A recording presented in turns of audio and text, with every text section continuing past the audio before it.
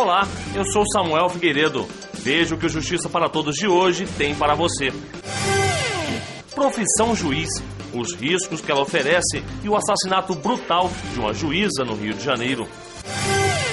O presidente da AJUF volta a pedir segurança para os juízes atuarem com mais tranquilidade.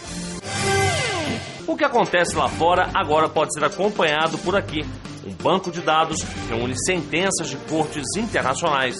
Tudo isso e muito mais você confere agora no Justiça para Todos. A diretoria da AJUF foi recebida esta semana pelo líder do PT no Senado, senador Humberto Costa. A reunião foi no Senado. Em pauta, 2 assuntos que a AJUF tem defendido no Congresso Nacional: a segurança dos magistrados e a valorização das carreiras no serviço público. O senador Humberto Costa, líder do PT no Senado, foi quem apresentou na Casa a proposta de emenda à Constituição que trata do adicional por tempo de serviço. Apresentei essa proposta por entender que a implantação do adicional por tempo de serviço representará um estímulo importante para todos os magistrados, para que eles possam seguir na carreira e o tempo de serviço ser um fator que conte e dê um diferencial remuneratório em relação àqueles que adentram a carreira, E isso não teria um impacto tão grande, porque no caso do aumento salarial praticamente se cria um efeito dominó, mas nesse caso se restringiria exclusivamente à magistratura.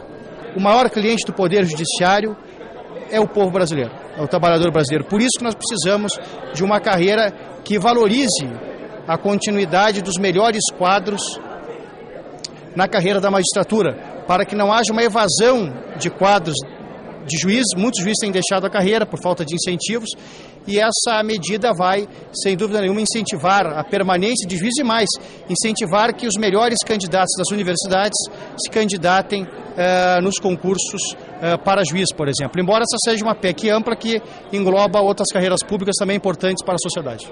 Quanto à criação da Polícia Judiciária, projeto de lei que tramita no Congresso, o senador se mostrou menos otimista. Explicou que o problema é a falta de verba por causa do corte de 50 bilhões de reais no orçamento da União deste ano, medida tomada pelo governo federal para tentar conter a economia do país.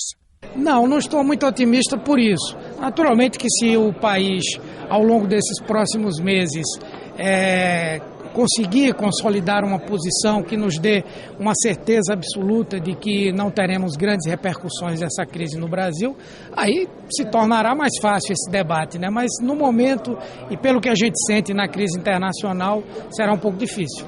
Será um avanço muito grande para a sociedade brasileira se esse projeto de segurança for aprovado. Os juízes federais condenaram nos últimos anos os maiores líderes do narcotráfico internacional, do crime organizado, e nós temos que ter estrutura de segurança para continuarmos com esse trabalho. Um resgate histórico no Judiciário. O Supremo Tribunal Federal comemora os 120 anos do regimento interno da Casa, e a AJUF estava lá. A exposição reúne emendas, curiosidades e as principais diferenças entre os 5 regimentos internos já editados pela Corte. Os quadros espalhados pelo Espaço Cultural Ministro Menezes Direito, localizado no edifício sede do STF, revelam o perfil da Corte ao longo da história. De certo modo, um livro sagrado, e de fato é. E de fato é, do ponto de vista do que isso representa em termos de legalidade e de cumprimento do devido processo legal. A AJUF estava na inauguração da exposição, que também marca os 120 anos do Supremo Tribunal Federal. E segundo o diretor de esportes, Wilson Witzel, este é um marco na história do Judiciário. Consagra toda uma história do Supremo Tribunal Federal e mostra que desde o surgimento da República até os dias de hoje, ele vem com poucas alterações. Foram 5 regimentos. Isso demonstra a força desse instrumento que é o regimento interno do Supremo, que deve ser muito bem estudado, muito bem analisado, porque nele contém muitos ensinamentos constitucionais e processuais que são antigos e ainda encontram respaldo na Constituição.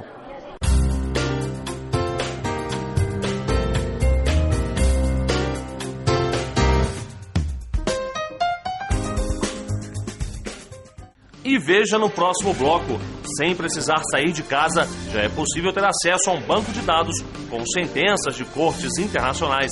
A novidade você conhece daqui a pouco. Até já!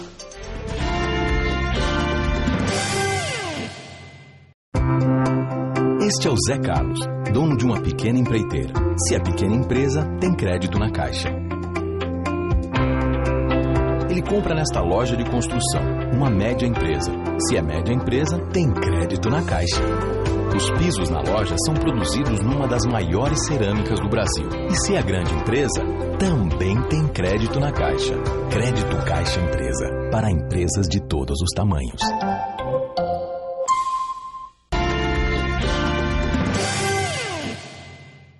Quanto mais informação, melhor. E se ela for de qualidade, então, não tem preço. Graças a uma iniciativa do Conselho da Justiça Federal, os magistrados agora podem ter acesso a um banco de dados com sentenças de cortes internacionais e tudo traduzido. Um trabalho cuidadoso que deve enriquecer as pesquisas de quem busca uma visão internacional da atuação da justiça. Basta um clique e qualquer pessoa pode acessar o banco de sentenças internacionais na internet. A ferramenta reúne, organiza e classifica as matérias de várias cortes internacionais. Um instrumento criado pelo Conselho da Justiça Federal para ajudar nos casos mais complexos ou que ainda são novidade no cenário jurídico brasileiro. Às vezes chega um assunto novo para o juiz, que nada foi tratado ainda dentro do ordenamento nacional, e ele vai ter a chance de ver como aquilo já foi tratado fora do Brasil e construir o próprio ponto de vista dele. Ou, numa questão que já é conhecida, acompanhar a evolução do pensamento jurídico sobre aquilo internacionalmente. É uma maneira de construir o seu próprio ponto de vista, fazendo uma espécie de direito comparado, de jurisprudência comparada. Temas como disputas entre países sobre o uso de águas internacionais, descumprimento de tratados e crimes contra os direitos humanos são alguns exemplos de casos julgados pelos tribunais internacionais. E o banco é constantemente atualizado. Hoje, já são pelo menos 100 sentenças traduzidas na página eletrônica, uma coletânea com um resumo descritivo em português e o link para o texto original. A gente vai a cada vez selecionando uma corte nova, né? A gente vê o que já foi decidido ali, a gente decide se forem muitos acórdãos, a gente necessariamente vai ter que fazer uma triagem do que a gente acha que poderia ser relevante dentro do ordenamento nacional. E aí a gente vai lendo os acórdãos e fazendo o texto e vai colocando, à medida que a gente vai resumindo, vai colocando na base. Mas a gente tem progredido, assim, já fizemos três cortes já.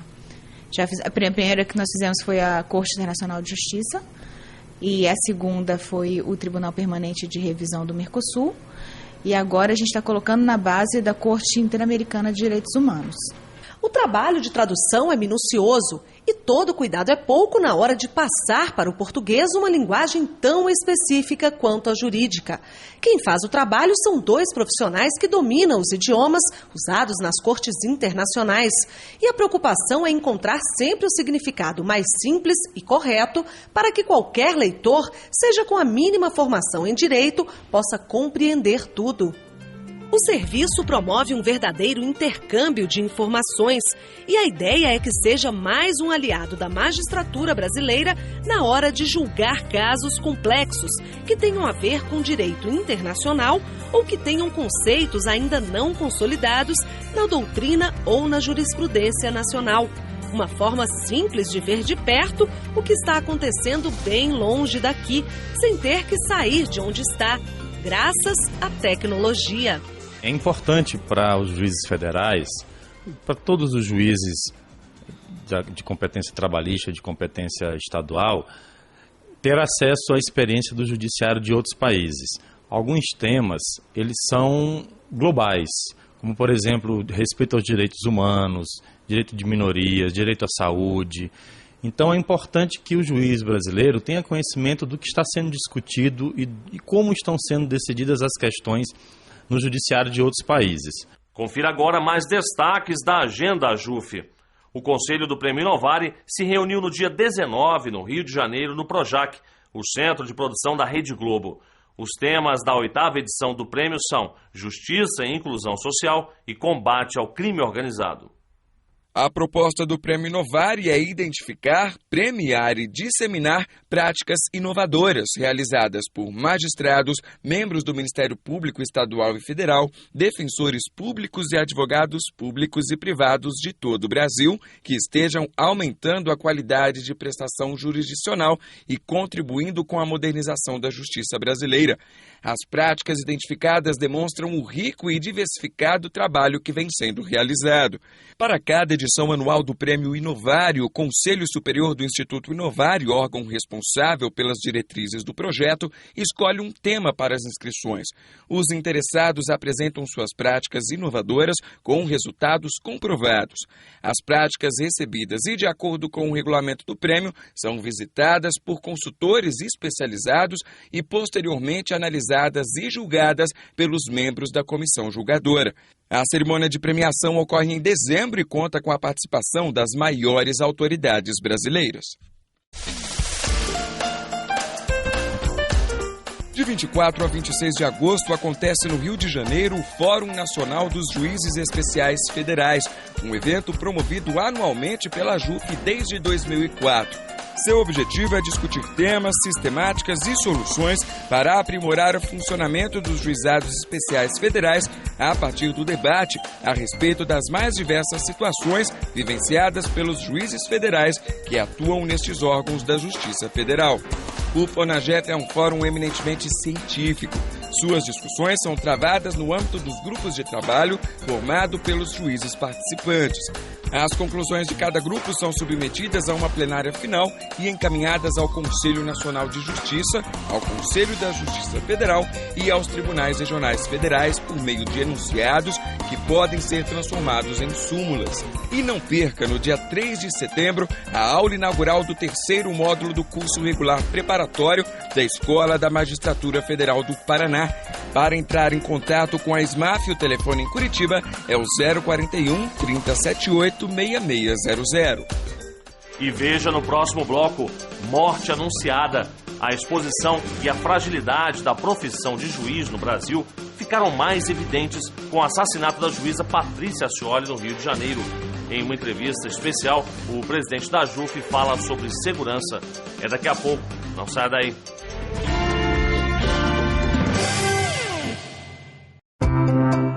Este é o Zé Carlos, dono de uma pequena empreiteira. Se é pequena empresa, tem crédito na Caixa. Ele compra nesta loja de construção, uma média empresa. Se é média empresa, tem crédito na Caixa.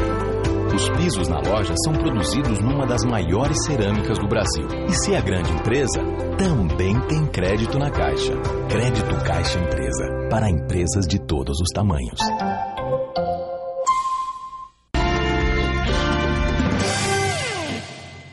Profissão de risco. Mais uma vez ficou constatado que ser juiz no Brasil requer, antes de tudo, coragem. No início deste mês, uma magistrada foi morta no Rio de Janeiro apenas por cumprir o papel de julgar e punir os culpados. E ela não foi a primeira vítima. Há muito tempo, a falta de segurança dos juízes é manchete dos noticiários. O agora advogado e professor da Universidade de Brasília é um juiz aposentado.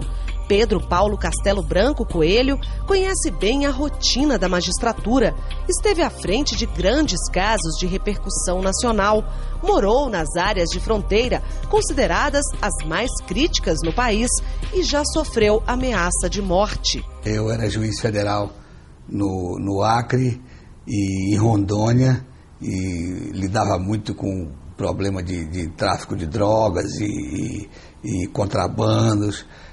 E a minha mulher recebeu um telefonema em casa e o cidadão não se identificou, mas dizia que sabia de todo o meu roteiro do trabalho da justiça para casa e disse que ia me esperar à tarde, num determinado horário. Eu fui 1 hora antes e aí E não aconteceu nada, graças a Deus. A exposição e os riscos da profissão de juiz no Brasil ficaram mais evidentes com o assassinato da juíza Patrícia Acioli no Rio de Janeiro, no início do mês. Executada na porta de casa em Niterói, com 16 tiros, a juíza fazia parte de uma lista de 12 pessoas marcadas para morrer.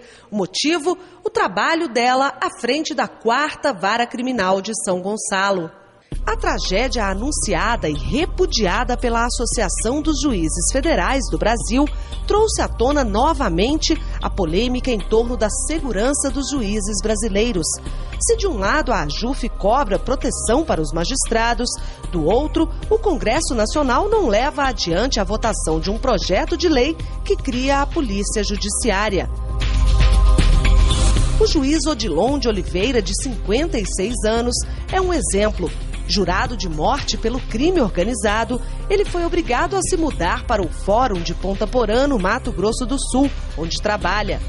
Em um ano, o juiz federal condenou 114 traficantes a penas que, somadas, chegam a quase 1.000 anos de prisão.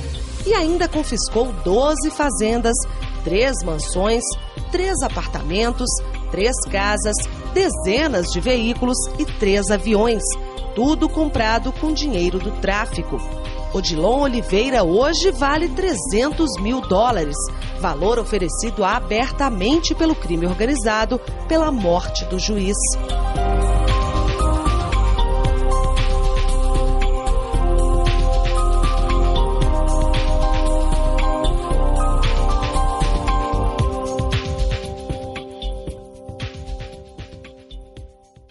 A falta de segurança dos juízes brasileiros é constantemente denunciada pela AJUF, que já apresentou propostas para melhorar as condições de trabalho dos magistrados.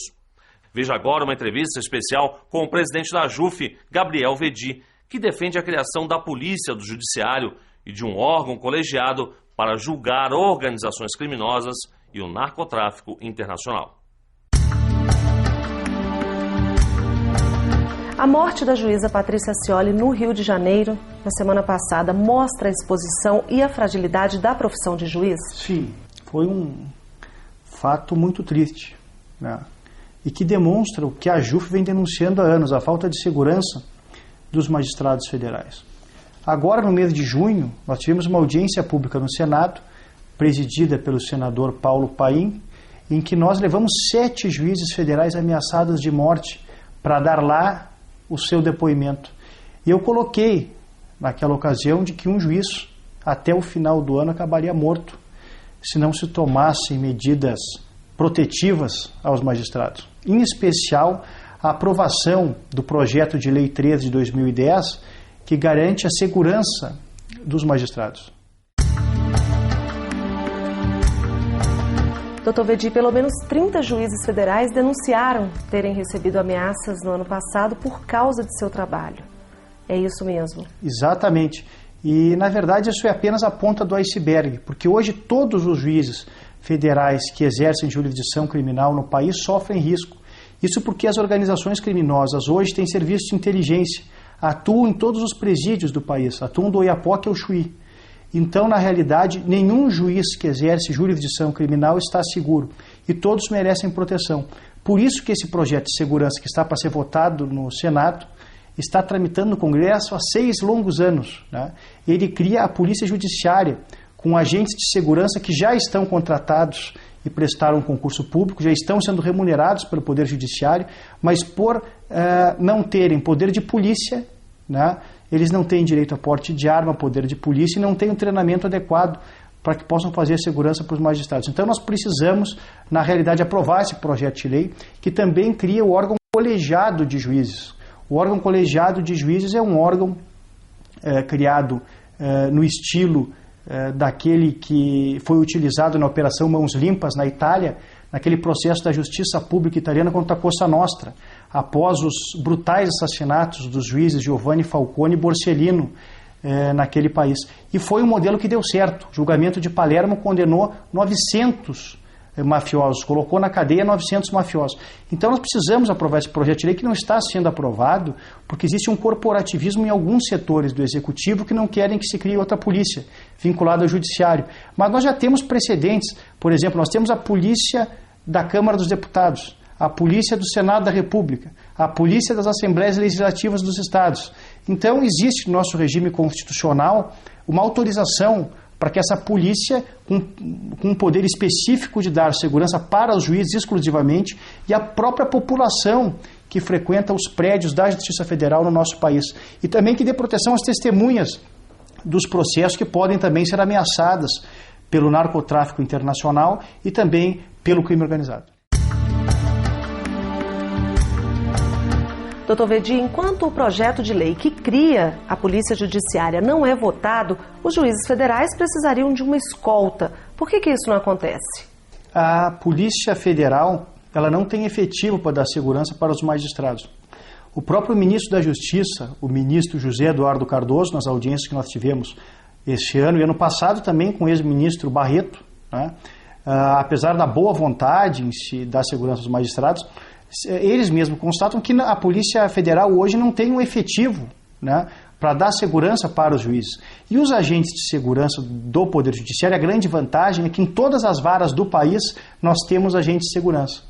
Eles poderiam ser treinados pela Polícia Federal, receber porte de arma, né, e eles já estão contratados, já estão recebendo salário do Poder Judiciário. Então seria uma excelente saída. E o projeto está pronto para ser votado no Senado e tramita há 6 anos. Inclusive a iniciativa desse projeto foi da própria JUF, na Comissão de Legislação Participativa no ano de 2005. Foi aprovado na Câmara, ali foi excluída a Polícia Judiciária, mas foi aprovado o órgão colegiado e agora está no Senado. Nós temos que reintroduzir a Polícia Judiciária nesse projeto e aprovar o órgão colegiado de magistrados para combater o narcotráfico internacional e o crime organizado. Isso porque, enquanto, como diz o ministro aposentado Paulo Brossard de Souza Pinto, né, um grande jurista do nosso país, ele diz o seguinte, que enquanto o juiz tiver medo, nenhum cidadão pode dormir tranquilo. E essa é uma verdade. A sociedade precisa ter uma justiça, um Estado forte para combater estes criminosos que têm assassinado as crianças e os adolescentes do nosso país com as drogas e também através do crime organizado.